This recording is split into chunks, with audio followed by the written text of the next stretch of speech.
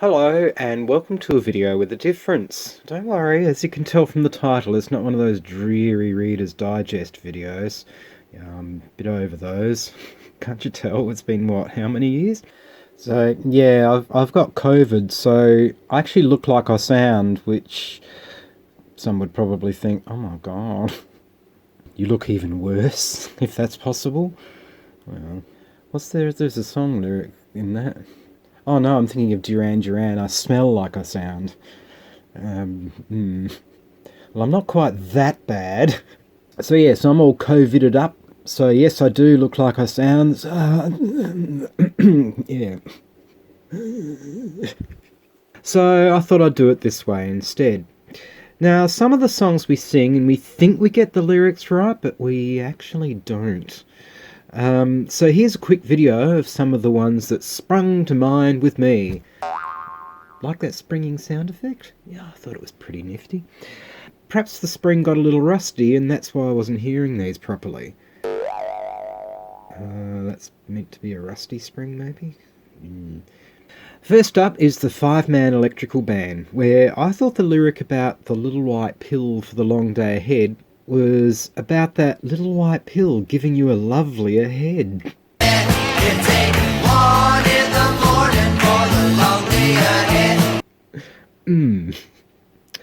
I suppose in some respects they do make sense, but in a completely different context. And I suppose those interpretations also imply that it would still give you a cure for a headache, just different styles.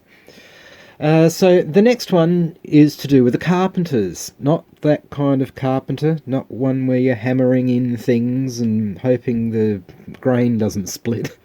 No, this is Karen and Richard Carpenter. And in 1977 they had a song, All You Get From Love Is a Love Song, which I actually always found was pretty clever title. I actually always quite liked that title. Where I thought the best love songs written with a broken heart was about those best love songs written with a broken arm. Best love songs written with a broken arm. I always thought Karen sang arm, to the point where I even accentuate it with that misheard lyric, which would probably have people thinking, geez, he's a bit inaccurate, isn't he? Well, you've got a bit of arm to choose from, haven't you? The next one is from The Toys. They were a 1960s one-hit wonder group, and they had the persistently key-changing song called Lover's Concerto. For some reason, I thought them singing about the birds above was actually them singing about See the Vegetables. Walk out in the rain, see the birds above. Kind of makes you wonder what vegetables you'd see up above. You'd see a lot of cauliflower in the clouds, I suppose. Why on earth that came to be, I have no idea. I guess lyric clang is a subject to the what the... what? mantra. And the next one is the Split Enz song One Step Ahead, where I thought the lyric Love is a race won by two was Love is a race from my tomb. Love is a race won by two. I suppose that could have a bit of a Dracula context if you really wanted it to. But, you know, once again, that love is a race, but in completely different ways from my interpretation of it.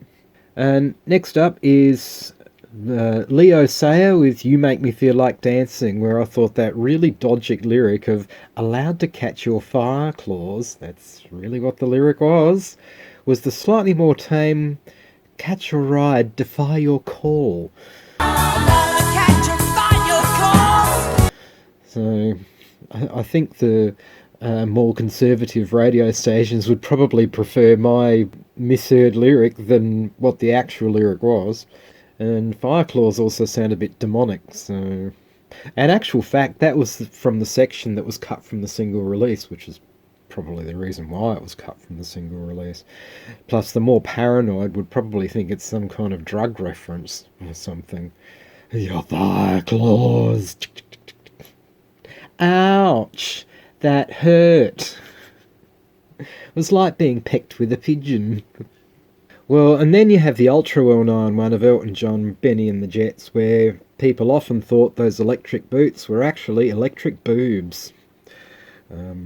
Yes, that's a bit of a shocker, isn't it? But I can't help but think that somehow that was a bit deliberate too. It's sort of ambiguity there. But for the record, I've never understood that "Hold Me Closer, Tony Danza" from the Tiny Dancer thing. It predates Who's the Boss anyway. In actual fact, to be really honest with you, I never really liked the single, but that's probably because the first time I heard that song was on the Melbourne Symphony Orchestra album from 1986. However, I still couldn't hear Tony Danza. Well, not him personally. I still don't hear how Tony Danza could have come into it with "Hold Me Closer, Tony Danza." Oh yeah, there we go. There's a drag version. And of course the other one that everybody knows is "Blinded by the Light" by Manfred Mann. I probably don't even have to say what everyone thought it was, because that's what everyone thinks it was. So there we go. Anyway, thanks for listening to all that, and I might actually cut to myself doing a... Oh, I'm going to cut to myself now. That really doesn't sound very nice, does it? You're waiting for a horrible scream now, aren't you? No, I'm too coveted. I don't really want to do that, because I'll probably wind up with a half an hour of a hacking cough. So anyway, here I am saying goodbye. Oh, that sounds a bit final too. Well, here's me wishing you all the best. I think that sounds probably about the best I can do. Plus, it also saves you from seeing me flapping my arms about. Yes, it saves you from seeing me flaps. Oh, there we go. Let's go for a slide across the screen now.